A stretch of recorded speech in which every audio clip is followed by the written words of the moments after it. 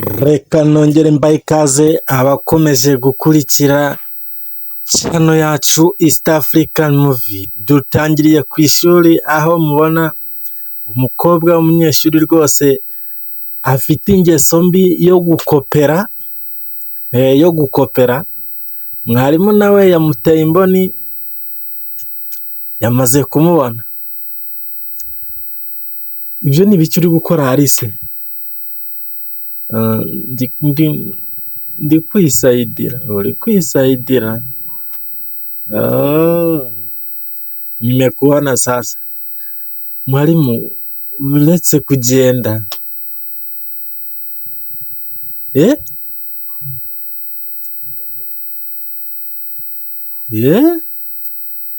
Okay.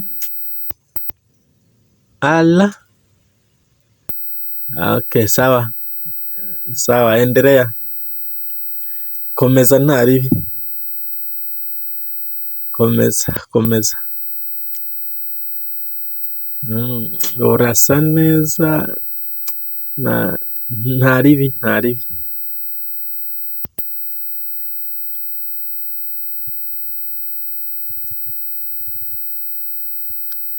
Abarimu b'iki gihe nta mikino bafite rwose. Urabona ko yamaze gutwarwa n'uyu mukobwa w'ikizungerezi. Ishure ryararangiye bamaze gukora examen, bamaze gusohoka. Abona ko bari gusohoka. Bose barasohotse rwose. Na wa mukobwa wacu dore nguwo Alice arasohotse. Mwarimu yamukurikiye. Mwarimu aramukurikiye. Alice, agarara. Washakaga kuvuga ngo iki? Wanyeretse ibimenyetso ariko ntabwo nasobanukiwe. Sobanurira neza. Ni biki bashaka kumbwira? Mwarimu nawe urasetse. Ubuse wowe uri umwana nyine wamfashije, nanjye ndashaka kugira ngo ngufashe.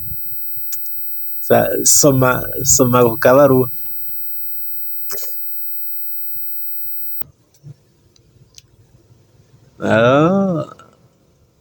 Sawa. Mwarimu akiri aho hari uwamubonye? Mwarimu mugenzi we yaramubonye?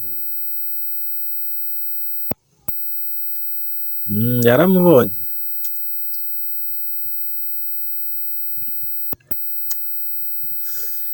Hano shure hari umwarimu w'ikigoryi cyane. Twe turagerageza kugira ngo abana basome neza, ariko we ari kugerageza ukuntu yabangiriza,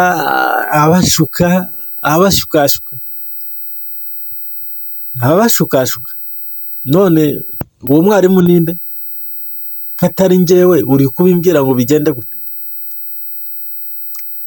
Ntago mukubwiye. Leta niyo izabikemura. Leta. Sawa? Nshuti, mukomeze mukore subscribe. Dukomeze kubana kuri video zacu za buri munsi. Tukiri aho ku ishuri, abanyeshuri bari gukoresha ibiyobyabwenge.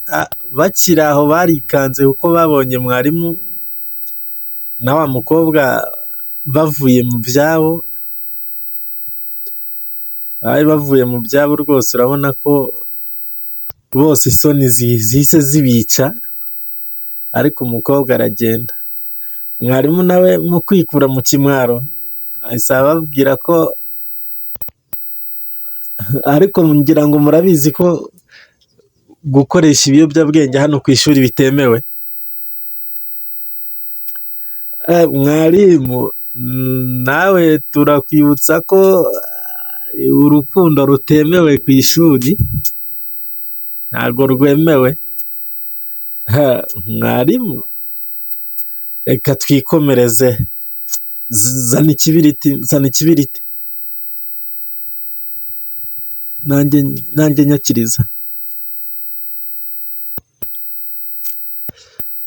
Nimba ukiri umuntu mushyashya rwose nakubwira ngo kora subscribe tujye tubana mu nkuru zacu z'urukundo za buri munsi. Tukiri aho ku ishuri abarimu barateranye bari kwiga ku kibazo cy'abanyeshuri banze kuzana amafaranga yo kurya. Wa mukobwa yaje ahamagara mwarimu, umunyeshuri ahamagara mwarimu gutyo, ni njyewe, wowe ngwino.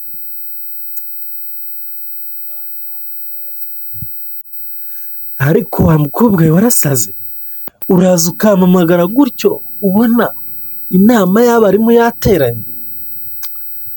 Mwarimu rega numvaga ngukumbuye, wumvaga unkumbuye nta n'isoni, uri kugira ngo babone ko ngendana nawe.